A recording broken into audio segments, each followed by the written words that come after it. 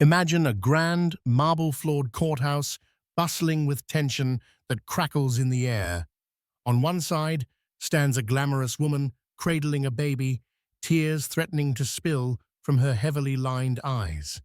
On the other side, a formidable millionaire, impeccably dressed in a custom-tailored suit, stares straight ahead, his gaze locked not on the distraught mistress, but on his pregnant wife, whose expression is an unreadable mask of composure. Secrets, betrayal, and lies loom large within these four walls. This is no ordinary paternity dispute. It's a battle that will shake powerful families and test the boundaries of love, loyalty, and greed. Welcome to the drama of a lifetime.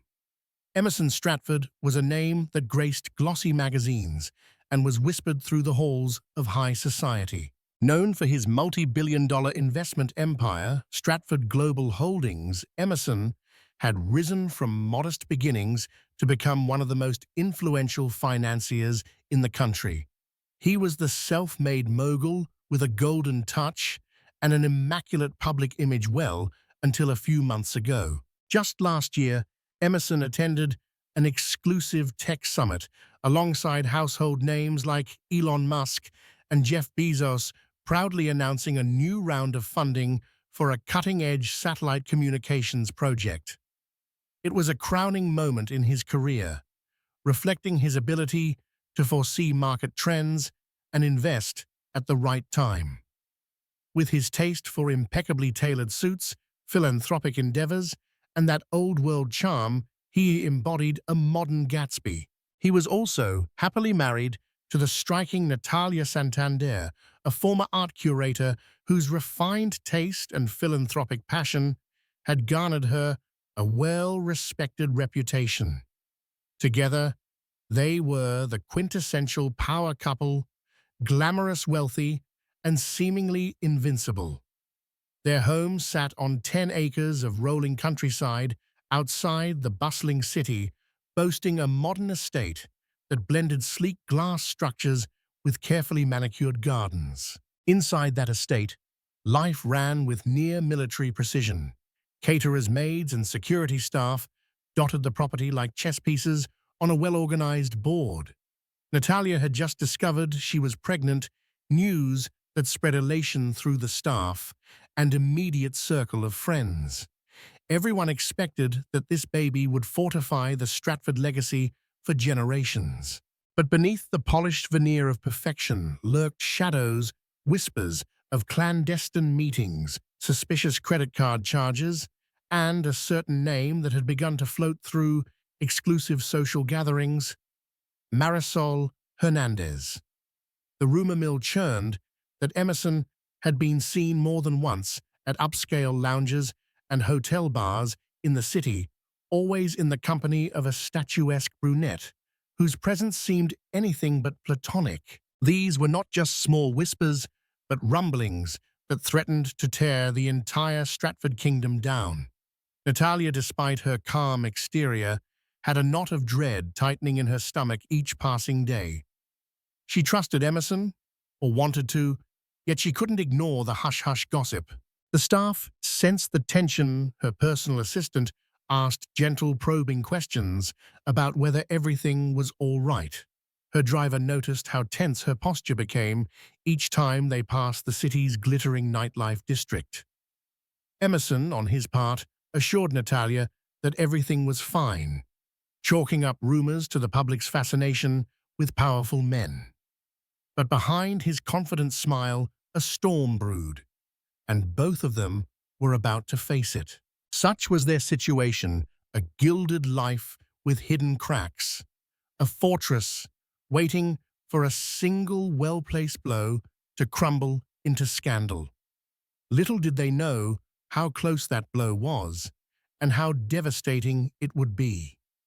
The name Marisol Hernandez kept reappearing in Natalia's circle. One evening, over a lavish dinner at the exclusive Regal Harbor Club, a concerned friend leaned toward her and murmured, "Natalia, you know I would never want to hurt you.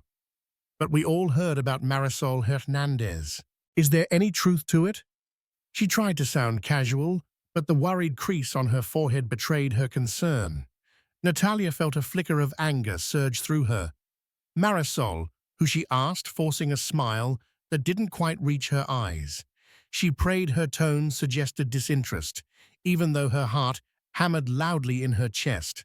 Her friend looked at her with pity, as if Natalia were the last person in the room to realize her own predicament. "Maybe it's nothing," she said, backtracking. "Just silly rumors." Yet the words lingered between them, heavy with implication. Later that night, Natalia confronted Emerson in their gilded master suite. Above them hung an original painting by a renowned modern artist, an abstract swirl of blues, golds, and angry reds.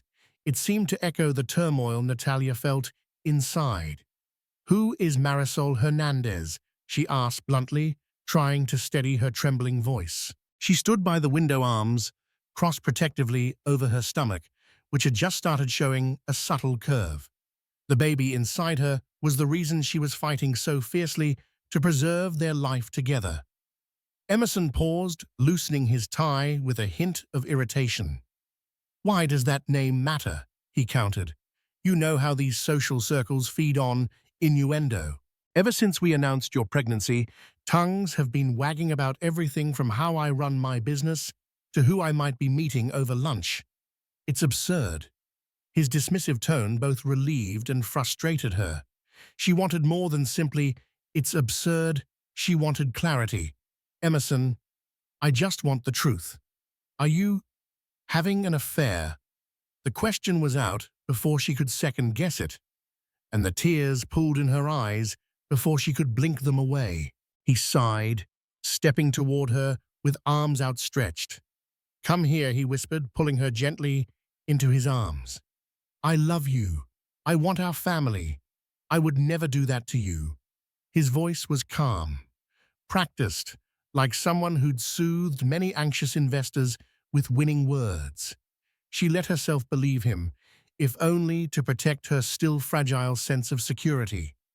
All seemed well for a moment. Yet late into that night, Natalia lay awake staring at the ceiling as moonlight streamed through the expensive drapes.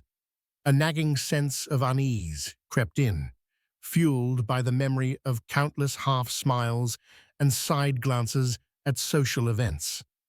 The name Marisol haunted her mind. If it was nothing, why was everyone talking about it?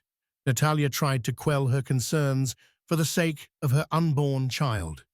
She forced herself to trust Emerson's words. But trust is fragile, and what followed would shatter it irreparably.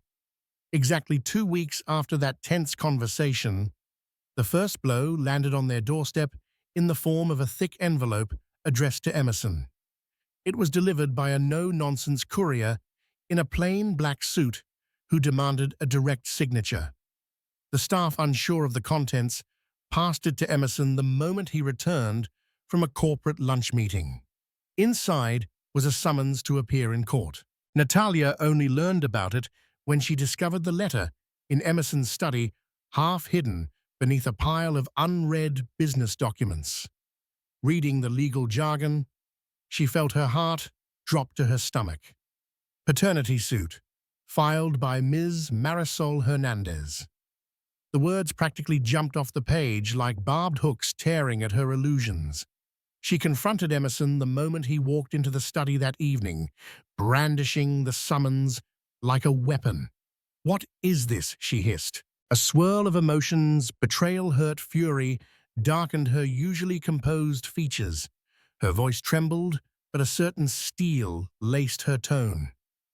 Behind her, the golden glow of a late sunset cast long shadows, heightening the drama in the spacious room. Emerson looked stricken for a brief second. For the first time since Natalia had met him, he appeared truly shaken. The color drained from his face, and his polished demeanor faltered. "Nat, I can explain," he murmured. That one phrase told her all she needed to know. He had lied. Natalia erupted. "Explain? So you do know Marisol?" There is a baby. Why did you lie to me? Each question spewed out like a bullet, her voice breaking under the weight of betrayal. Emerson closed his eyes, inhaling deeply as he tried to gather himself. I never wanted this to happen, he began, his voice raw. I had a lapse in judgment. One mistake. I ended it months ago, but she says the baby is mine. And now she's suing me for paternity and child support. You told me nothing was going on, Natalia said, tears streaming down her face. You made me look like a fool, especially now that I'm pregnant with our child. His gaze flickered with shame. I was scared. I hoped she'd disappear, that the rumors would die down. I didn't think she'd go this far. I'm sorry. But sorry felt hollow. All Natalia could see was the ruin of the life she had tried so carefully to believe in, her marriage reduced to illusions. She clutched her stomach, acutely aware of the new life growing inside her. The heartbreak of discovering she wasn't Emerson's only priority was devastating. Still, a part of her clung to the hope that maybe, just maybe, this child wasn't his. Perhaps Marisol was lying for money. Perhaps it was a scam they could verify with a paternity test right. Yet the hardest pill to swallow was that Emerson hadn't been honest, and secrets once revealed tend to devour everything in their path. Anger seethed through Natalia's every nerve, but she knew this went beyond a personal betrayal. A full-blown scandal threatened Emerson's empire and, by extension, threatened her unborn child's future. She retreated to a smaller sitting room, away from the staff's curious glances, to speak with Emerson privately. He paced the room, raking a hand through his perfectly styled hair until it stuck out in messy strands. Marisol was someone I met at a charity gala, he confessed, staring at the ground as though he couldn't bear to look at Natalia. She was persistent, and I was weak. It happened once, maybe twice. It was a mistake. Natalia stifled a sob, not wanting the staff or the world to see her crumble. Instead, she kept her chin raised, voice steady. If it's yours, we'll know soon enough. There will be a DNA test. I don't know how we'll handle this, but you have an obligation. I don't want our child to grow up hating their half-sibling, if indeed this baby is related. A flicker of hope lit in Emerson's eyes. The fact that she was already considering the child's best interest, rather than shutting him out completely, gave him room to breathe. Natalia, I want to fix this, he said, stepping closer. I want you. I want our family. Please let me handle it. But how exactly do you handle a situation so dire, so public? The lawsuit demanded a paternity test and a substantial amount of child support if proven true. For Marisol, it was an all-or-nothing approach. She was done with backdoor negotiations and hush money. She wanted her baby recognized. Perhaps behind the tabloid sensationalism, there was a woman who felt betrayed and alone, demanding justice for her child. In the midst of that emotional storm, Natalia found herself grappling with the immediate needs of her own pregnancy. The stress was overwhelming. Her doctor had warned her early in the pregnancy to keep calm, avoid high levels of anxiety, anything that might affect her blood pressure or cause complications. Yet here she was, living a nightmare. Despite the swirl of chaos, a kernel of strength anchored her. She had grown up in a family that had faced hardships before, financial woes, internal disputes, and had learned resilience at a young age. She would lean on that resilience again. They decided to keep the news within a tight circle, just the two of them and Emerson's legal team, until the official court date. The media had not yet caught wind, but the rumor mills in high society were in overdrive. A few tabloids hinted at an unknown mistress with a baby, linking it to an unnamed businessman. Insiders suspected it was Emerson, but without solid proof. They couldn't run the story at full tilt yet. Natalia believed that if they kept a low profile, they might handle this quietly. But as the weeks wore on, Marisol's strategy became crystal clear. She didn't merely want a quiet settlement, she wanted recognition. She filed public motions, each more sensational than the last, painting a portrait of Emerson as a callous, unfaithful man who refused responsibility for his child.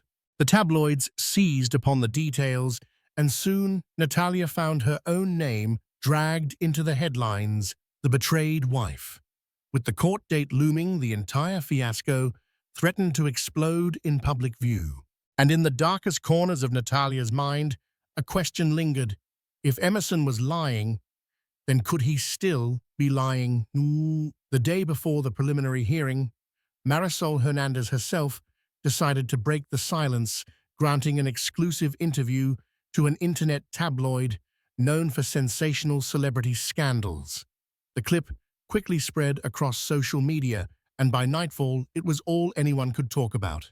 In the interview, Marisol appeared poised, yet visibly distressed, her dark hair styled in cascading waves, her cheeks slightly hollowed by stress. She held her baby, whose name was stated as Tomas, in her arms, occasionally bouncing him gently to soothe his fussing.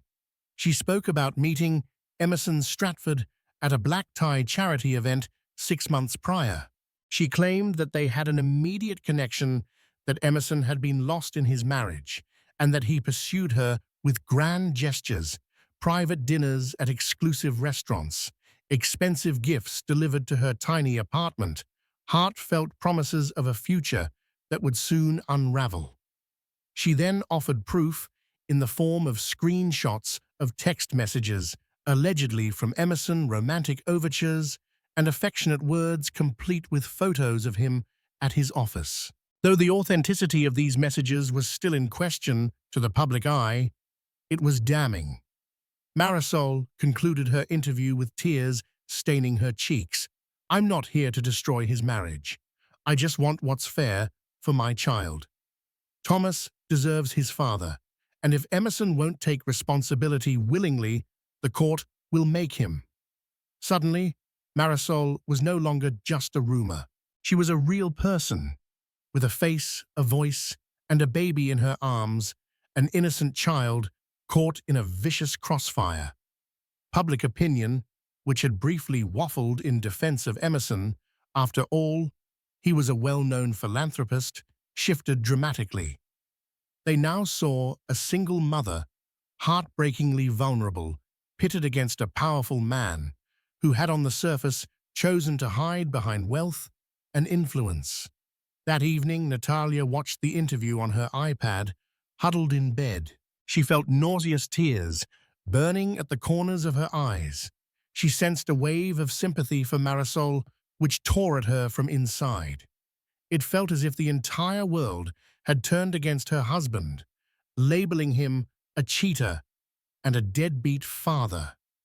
And while she had every reason to be furious at him herself, there was also a flicker of empathy for him. Emerson was her husband, and she knew him better than the tabloids did. Even in betrayal, she couldn't reconcile the man she loved with the heartless cad painted on the screen. Across the room, Emerson stared at his phone, reading a torrent of messages from his publicist attorneys and old friends. Accusations and sensational headlines thrived. The board of Stratford Global Holdings was furious about the negative press, worried it would scare investors. Their fortune might withstand a scandal, but their reputations and that intangible currency of trust were at risk of collapsing.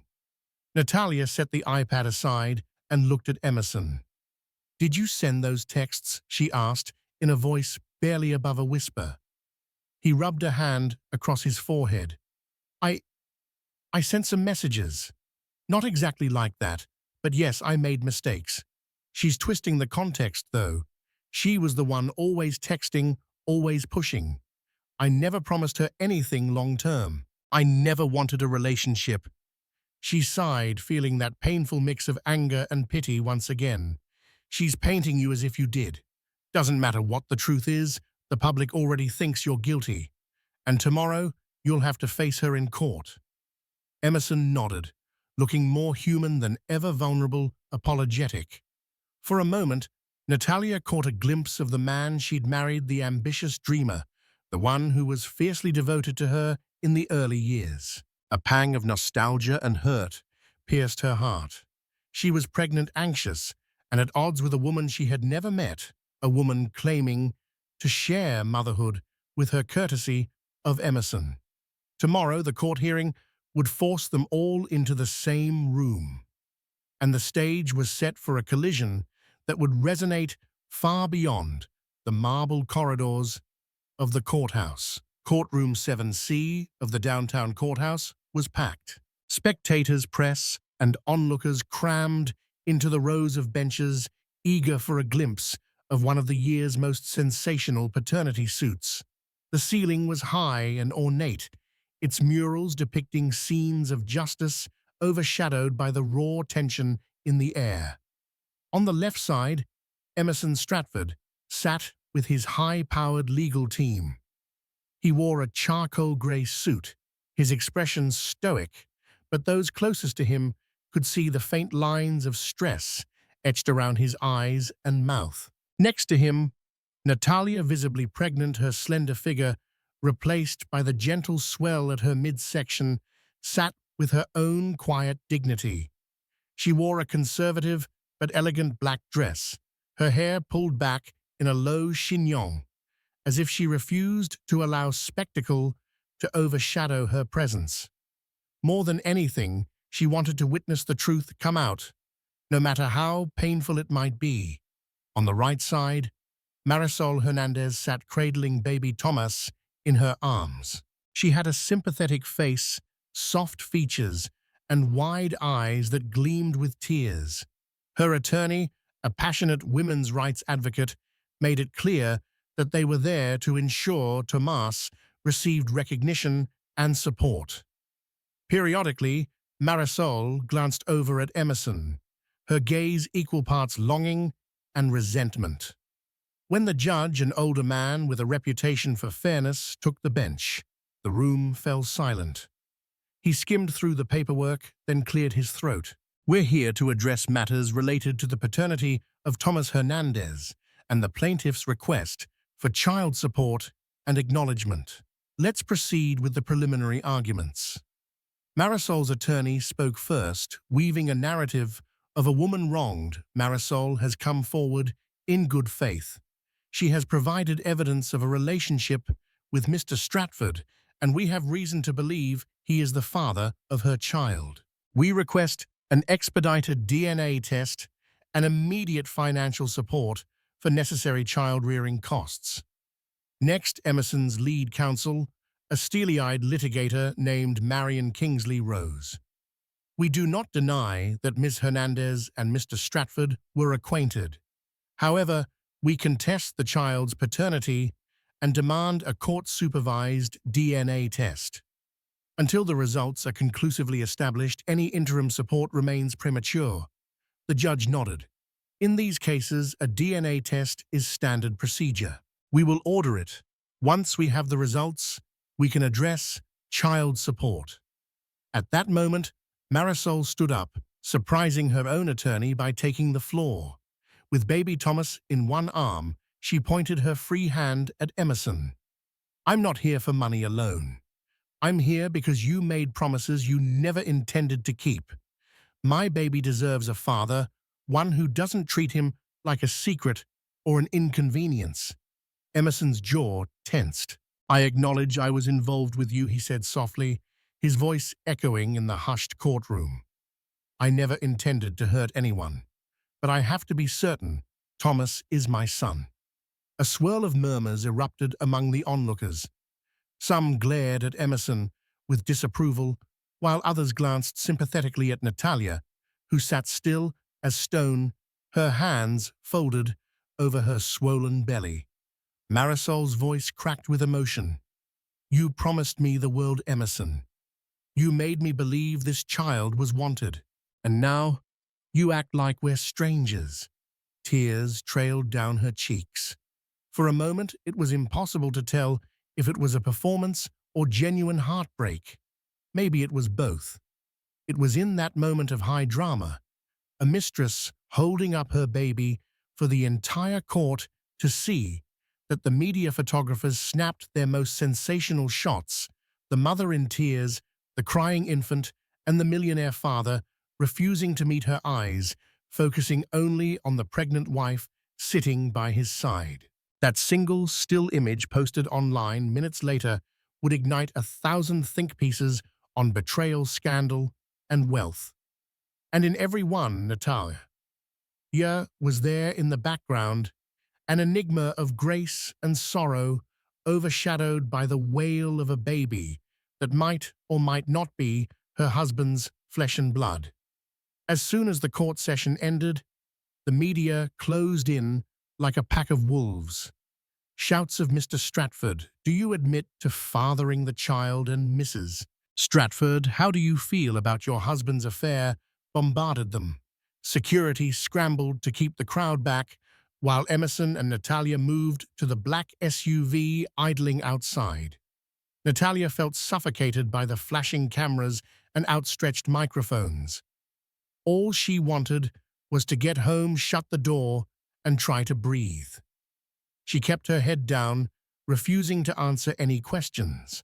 Her silence only fueled the frenzy, fueling speculation that she was either in denial or secretly enraged. The tabloids would run wild with their own narratives soon enough. Once inside the car, Emerson reached out for her hand. She hesitated, then let his fingers intertwine with hers. In that moment, she recalled the vow they had made in sickness and in health, for better or for worse. This certainly qualified as the worst part. She hated him for betraying her, but part of her still longed for the man she believed he could be, the man she once trusted implicitly. It's just a few more weeks until the DNA test confirms everything, Emerson muttered, as if reciting a mantra to calm himself. Then we can decide what comes next. Natalia stared out the window, watching city lights blur past. The car sped through traffic, heading toward the sanctuary of their estate. But she knew there was no real escape from the scandal. The news was already viral. No matter how sophisticated their security, the press would continue prying into their lives, especially now that an adorable baby was involved. "Emerson," she began softly, "what if the child is yours?" He swallowed hard, his throat bobbing above the crisp collar of his shirt. "Then, we'll do what's right. I won't abandon my child, but I can't abandon you either, or the baby we're having." She nodded, tears stinging her eyes at the complexity of it all. They were about to be parents, potentially, to 2 babies. The future she had dreamed of, a snug family of 3, with quiet nights reading by the fireplace, was colliding with a new reality that included a mistress, a second child, and a humiliating media circus. By the time they arrived at the estate, Natalia felt drained. She retreated to her bedroom, noticing how every staff member's eyes flickered with curiosity or pity. She locked the door behind her, sank onto the bed, and let the tears flow. She cried for herself, for her unborn child, for the heartbreak that had shattered her marriage. Outside, night enveloped the mansion, thick with unanswered questions. Meanwhile, Marisol retreated to her own small apartment on the other side of the town. She tucked baby Tomas into a second-hand crib and sank onto a futon, exhaustion lining her features. Regardless of how she was portrayed, she believed she was fighting for her son's future. Her phone buzzed with messages, some supportive, some vicious, calling her a gold digger. She scrolled through news sites featuring her tearful face in the courthouse, analyzing how it might affect public sympathy. A wave of loneliness washed over her. She was a single mother embroiled in a battle with one of the most powerful men in the country. Right or wrong, she felt she had little choice but to fight. Somewhere in the city lines were drawn. Emerson, Natalia, and Marisol were entangled in a web of heartbreak and ambition with two innocent babies, one already here, one on the way at the epicenter. Each adult fought for security, justice, love, or simply peace. As the next court date approached, the tension only escalated. Everyone wanted a resolution. No one wanted to face what it might cost. In the weeks leading up to the DNA test, both camps sought to strengthen their positions. Emerson's legal team worked tirelessly to gather any evidence that might undermine Marisol's credibility. They questioned her background, finances, and even her dating history, hoping to find a pattern that would point to a possible paternity con. Meanwhile, Marisol's attorney rallied women's advocacy groups to her cause, painting her as an underdog taking on a monolithic corporate titan. Enter Phoebe Locke, a high-profile society columnist with a penchant for scandal. She was known to have exclusive sources in every corner of the elite world house, staff, corporate insiders, and even disgruntled ex-lovers. One morning, a salacious piece published under her byline stated that Emerson Stratford had allegedly paid for Marisol's upscale apartment and a new car, fueling speculation he had more than a fleeting affair. Emerson was livid when he read the article. "That's false," he insisted to Natalia over breakfast. "I never paid for her apartment or car. She must have had some other sponsor or saved her own money." Still, the damage was done. Public perception veered further against him.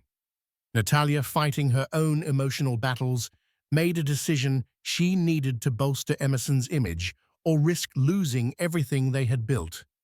She quietly reached out to an old acquaintance, Julia Weinstein, a skilled PR consultant, known for steering celebrities and CEOs out of hot-water controversies. Natalia and Julia had crossed paths in the art world, where Julia curated events and built brand images for philanthropic galas.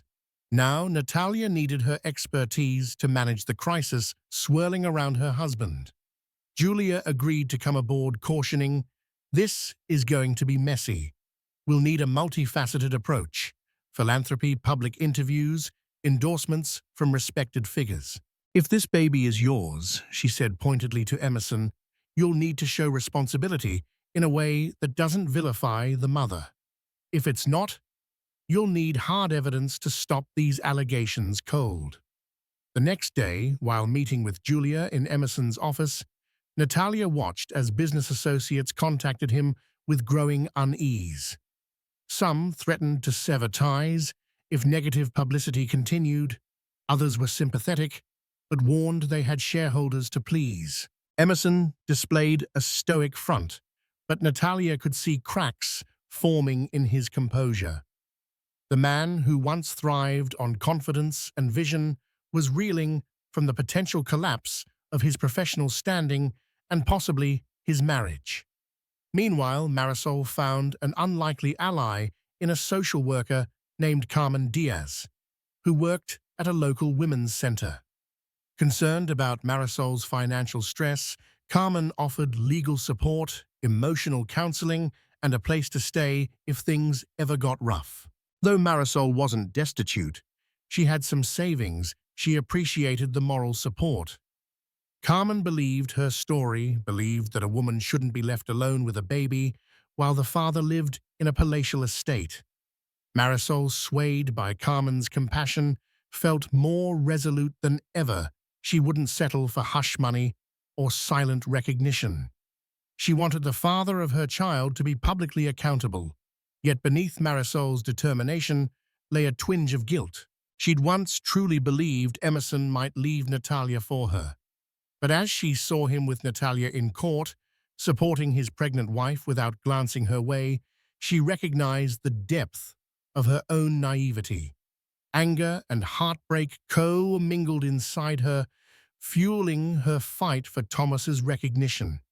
All the while, tabloids documented each move, each statement, each rumor. The storyline had become a national obsession: Millionaire's mistress versus the loyal wife. No matter how each side spun it, the heartbreak and the underlying tragedy were evident to anyone who looked deeper.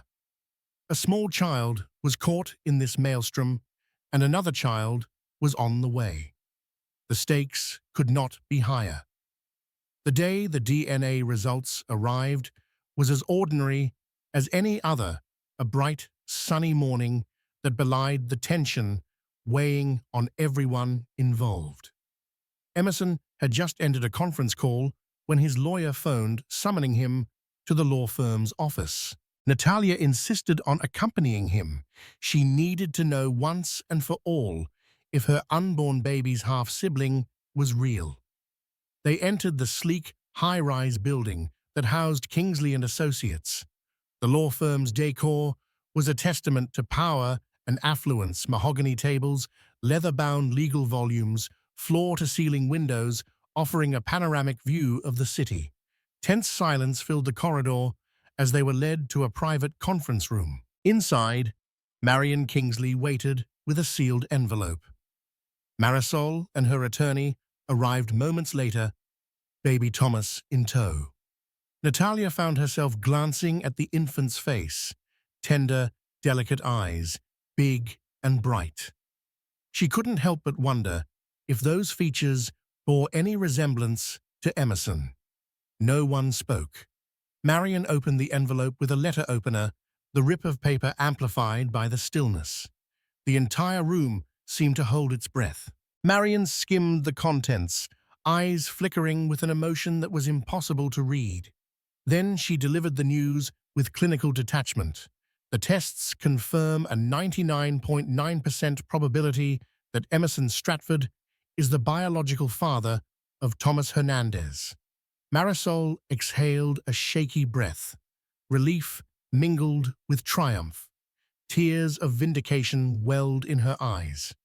On the opposite end of the spectrum, Emerson blanched, his jaw tightening as he struggled to maintain composure. Natalia felt the final blow of heartbreak. She closed her eyes momentarily, letting the truth settle like an anchor in her chest. Baby Tomas began fussing, perhaps sensing the intensity in the room. Marisol rocked him gently, pressing a kiss to his forehead, as if to say, "It's going to be okay now." In that moment, Natalia had an odd realization: this was not the baby's fault. He was as much a victim of circumstance as she was. Marion Kingsley, ever the professional, continued, "We'll need to discuss child support arrangements and paternal rights. Ms. Hernandez, your attorney can coordinate with our team to formalize an agreement." Marisol's attorney nodded, giving Emerson a steely glance. "We'll expect a substantial offer to cover Thomas's living expenses, education, and health needs." Emerson's face was ashen. He spoke in a voice barely above a whisper, "We'll figure it out." He stood then, and Natalia followed, not sparing Marisol a look. Outside, in the hallway, the gravity of the situation pressed down on them. "It's true," Natalia whispered, leaning against a wall for support. She felt as though the ground had disappeared beneath her feet. Their marriage would never be the same. Emerson gently placed a hand on her shoulder, but she pulled away. She wasn't ready to let him console her, not when he had caused this monumental upheaval in their lives. In that moment, Emerson glimpsed the immense gulf that had opened between them. He reached for her again, but she was already walking away, her hand protectively over her belly. The look on her face was not one of rage, it was far more devastating. It was resignation, and it scared Emerson more than any legal battle he could ever face. In the days following the DNA revelation, negotiations between Marisol's camp and Emerson's lawyers commenced. Discussions centered on child support, medical insurance, future educational funds, tangibles that lawyers could argue in dollar figures. Yet no legal document could mend the emotional rifts. Natalia stayed mostly in her personal suite, avoiding contact with Emerson unless absolutely necessary. The baby in her belly continued to grow, reminding her daily that she had a life within her to protect from the chaos outside. She read books on pregnancy and newborn care, hoping to maintain some semblance of normalcy. But her mind often drifted to Marisol and little Tomas. Would she be able to accept this child in their lives?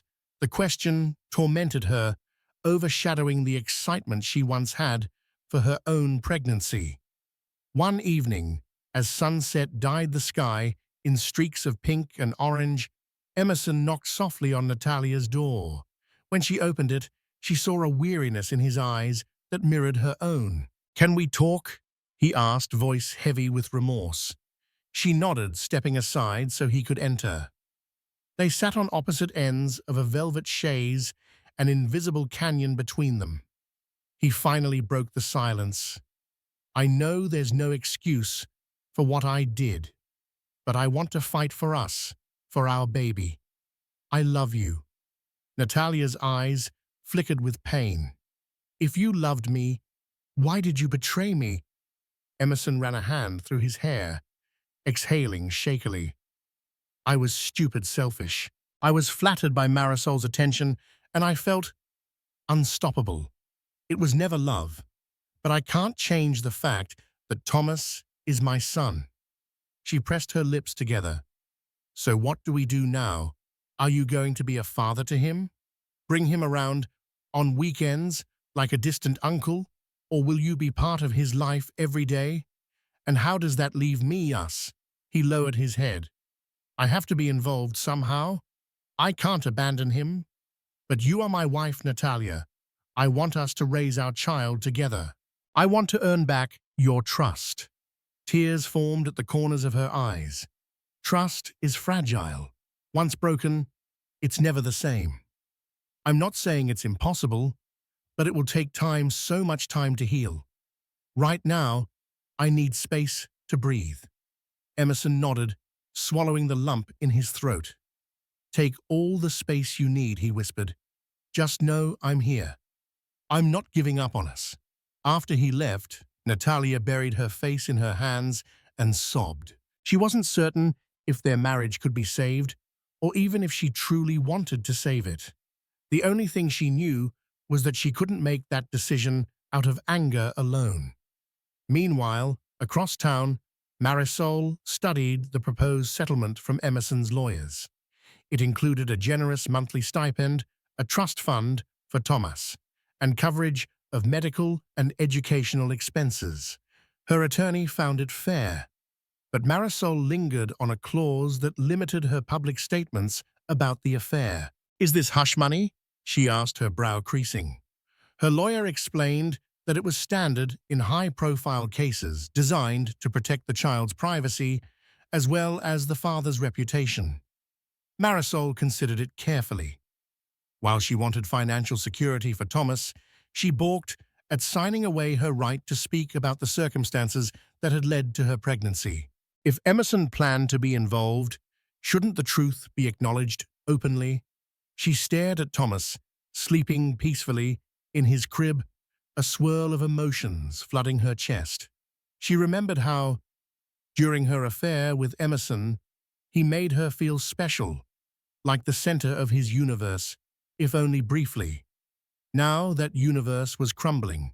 She realized the illusions she'd cherished were exactly that, illusions, and she'd been left as a single mother with an uncertain future. Yet ironically, she stood to gain a secure life for her son, something she'd never had growing up. The question was whether she wanted to fully align with Emerson's conditions or maintain her independence. The next major court date centered on finalizing the paternity-related settlement. With the DNA evidence confirmed, Emerson had no grounds to contest fatherhood, so the hearing was largely procedural. Still, the public and media remained ravenous for updates. Photographers lined the courthouse steps, capturing each tense moment. When Emerson arrived with Natalia, Cameras flashed incessantly.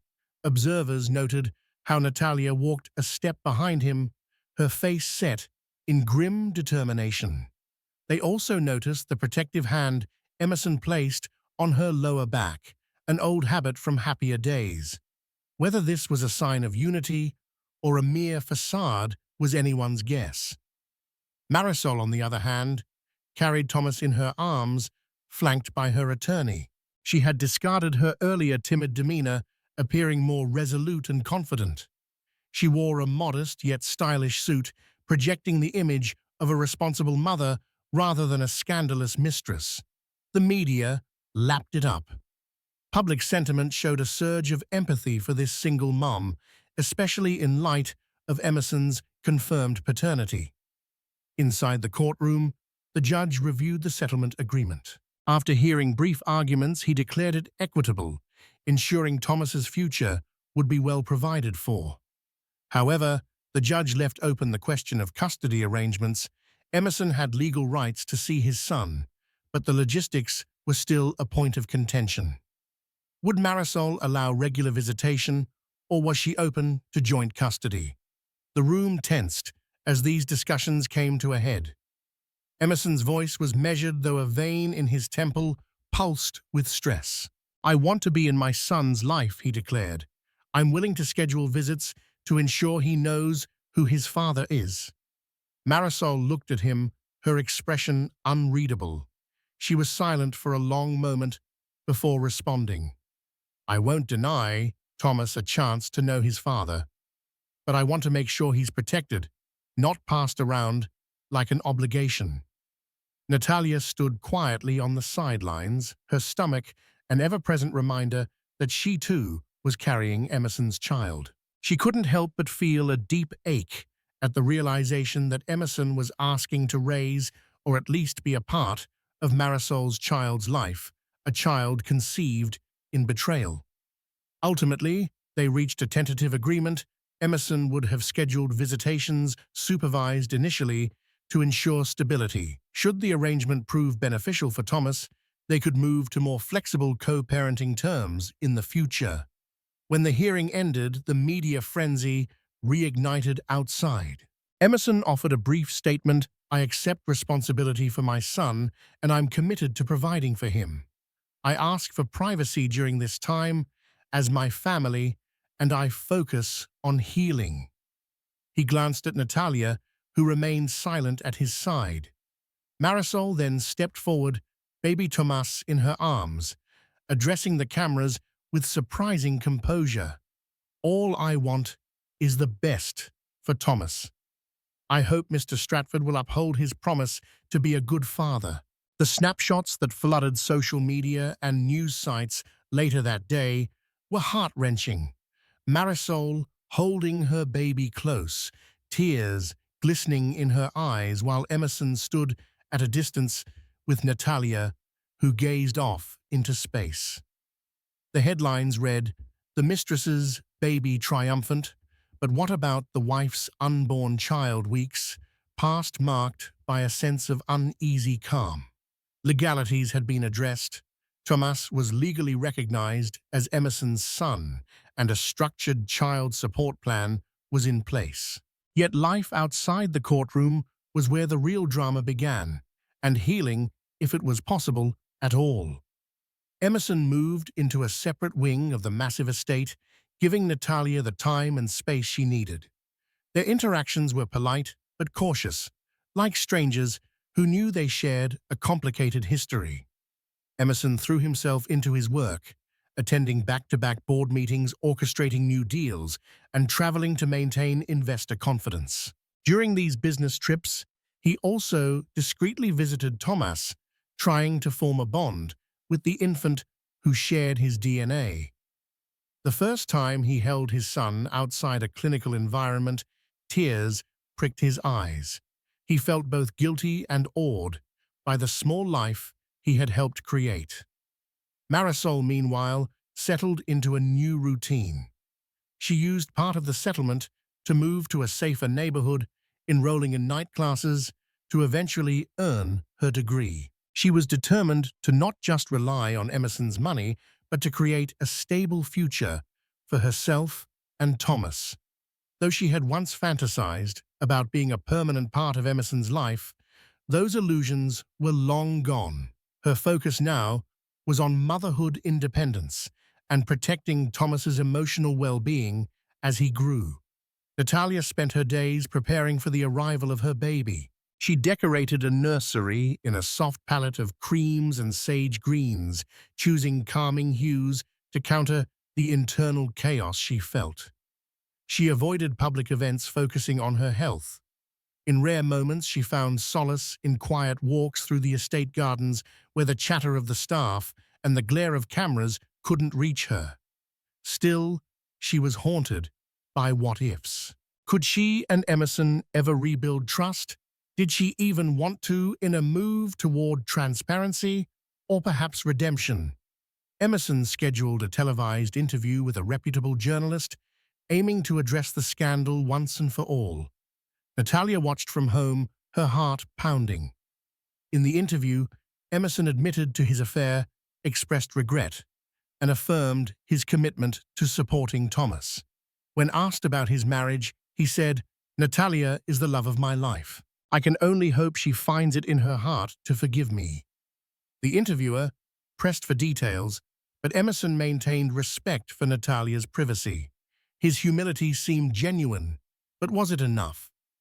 The interview's aftermath brought mixed reactions. Some praised Emerson for taking responsibility. Others called him a master manipulator trying to salvage his image. Natalia couldn't help but feel both relieved that the narrative was shifting and yet resentful that her husband was controlling the public story. She was the one left, with the shards of betrayal, the one forced to navigate pregnancy amid scandal. One night, after reading a pregnancy guide under the soft glow of a bedside lamp, Natalia felt a sudden pang. She winced, placing a hand on her belly, realizing she'd experienced her first contraction-like cramp. Fear spiked through her. Was it too soon? She was only 7 months along. Anxiety soared. She curled up on her bed, tears pricking her eyes. Stress is dangerous for a pregnancy, the doctor had warned, and she'd been living on the edge for months. The clock ticked, echoing the tension in her chest. She knew that any medical emergency would thrust her back into Emerson's arms, if only out of necessity. But was that what she truly wanted? Or was there another path forward, one that might lead to healing? But perhaps apart from him, only time and the impending arrival of her baby would tell. 2 weeks before her due date, Natalia jolted awake, pain searing through her abdomen. Labor had started early. She gritted her teeth and reached for her phone with trembling fingers, calling Emerson. He burst into her room minutes later, panic written across his face. "Hospital," she gasped, clutching her belly. Without hesitation, he carried her to the car. The ride was a blur of contractions, shallow breaths, and whispered reassurances. At the hospital, doctors confirmed early labor, but not dangerously so. Emerson refused to leave her side. He held her hand through every contraction, wiped her tears, and whispered that everything would be okay. Hours later, a cry pierced the air. Their daughter had arrived. Natalia, exhausted and teary-eyed, held her baby for the first time. In that moment, all the scandal, the betrayal, the courtroom drama, everything faded. She looked at Emerson, who stood speechless, tears slipping down his cheeks. For a fleeting instant, they weren't a fractured couple. They were parents welcoming new life. Later, as Natalia rested, Emerson stepped into the hallway to make phone calls. She watched him through the glass, wondering what kind of father he'd be. Then she turned to her daughter and smiled softly. This baby, this moment gave her clarity. She didn't need to decide the future of her marriage tonight, but she could choose love for her child and maybe someday for herself again. When Emerson returned, she offered a small, tentative smile. "Come meet your daughter," she said gently. And just like that, in a quiet hospital room, they chose hope fragile, uncertain, but real. News of Natalia's early labor exploded across headlines. Millionaire's wife gives birth amid ongoing scandal. Paparazzi camped outside the hospital, snapping photos of Emerson Natalia's parents, and 2 days later, even Marisol. Marisol's visit was quiet and unexpected. Holding baby Tomas, she found Natalia's room and hesitated at the door. Emerson wasn't there. Just two women, two mothers facing each other without judges or lawyers. "I heard you had the baby," Marisol said softly. "Congratulations." Her eyes fell on the sleeping infant full of quiet wonder.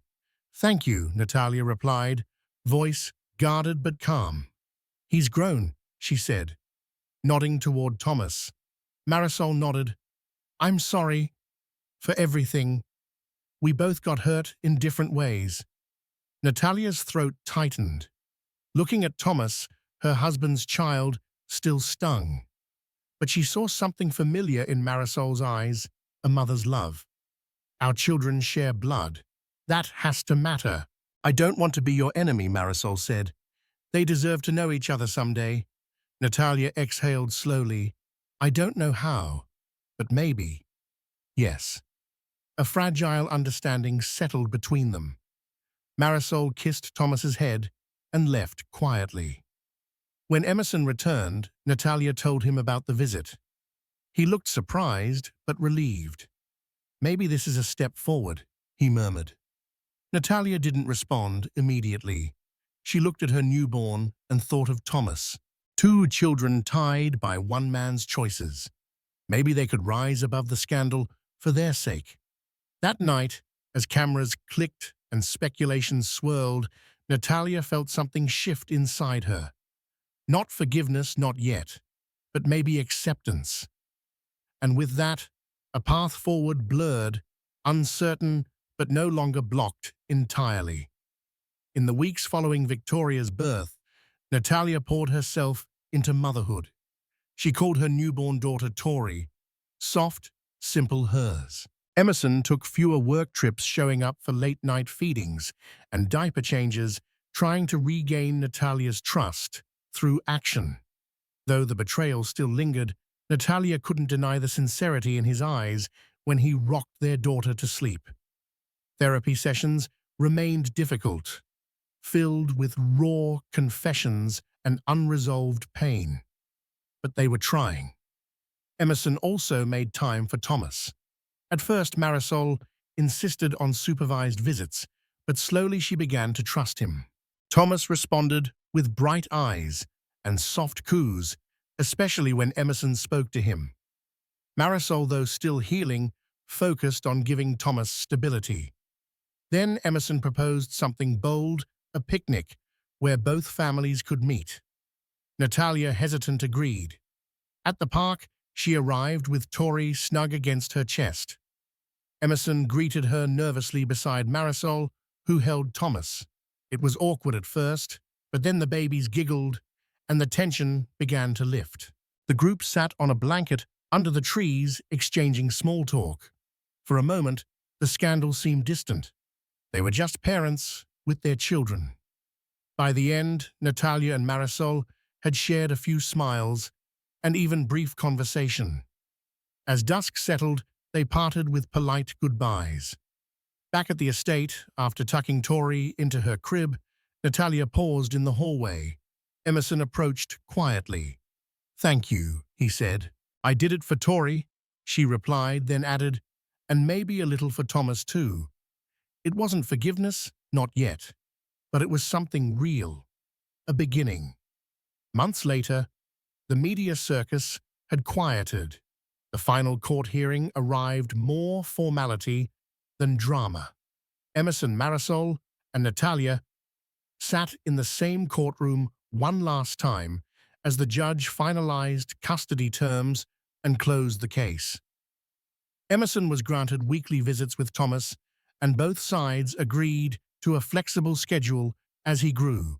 In return, Marisol agreed not to speak publicly about the affair, protecting Tomas's future and Emerson's reputation. Natalia stood by Emerson's side not as a silent wife, but as a woman who had weathered public betrayal and still chose to show up for herself, for her daughter. Outside the courthouse, Emerson turned to Marisol. "Will you be okay?" She nodded, Tomas sleeping peacefully in a carrier. "I'm taking some college courses. I want to build something stable for him and for me." Emerson's voice softened. "I respect that, and I'll always be here for him." Marisol smiled faintly, then gave Natalia a quiet nod, less a goodbye, more an acknowledgement. Not friends, but no longer enemies. As the courtroom doors closed behind them, Emerson reached for Natalia's hand. "It's over." She squeezed his fingers. "It's over," she echoed, though both knew healing would take longer. Flashes from waiting photographers greeted them as they exited. This time, Natalia didn't flinch. She held her head high, not as a victim, but as a woman who had faced the storm and chosen her path forward. Yes, the mistress had brought her baby to court. Yes, the millionaire had looked away for too long. But now he looked at both his children and at the woman who had never stopped carrying the weight of truth. It wasn't the life they planned, but it was real, and it was theirs to rebuild. Every family has secrets, every relationship its trials, but true resilience is found in facing the hardest truths head-on. In the end, Emerson learned that wealth and power can't replace integrity or mend a broken heart. Natalia discovered a reservoir of inner strength that guided her through betrayal, heartbreak, and the birth of her daughter. And Marisol, once dismissed as the scheming mistress, emerged as a protective mother determined to stand on her own feet. Their journey was a testament that life can be messy and painful, yet it can also offer second chances. If you found yourself moved by this story, by the lies, the drama, the hope, don't forget to like, share, and subscribe to our channel. Help us bring more riveting stories to light, because in every scandal, beneath every headline, there's a human heart searching for redemption and the courage to keep going. Thank you for watching.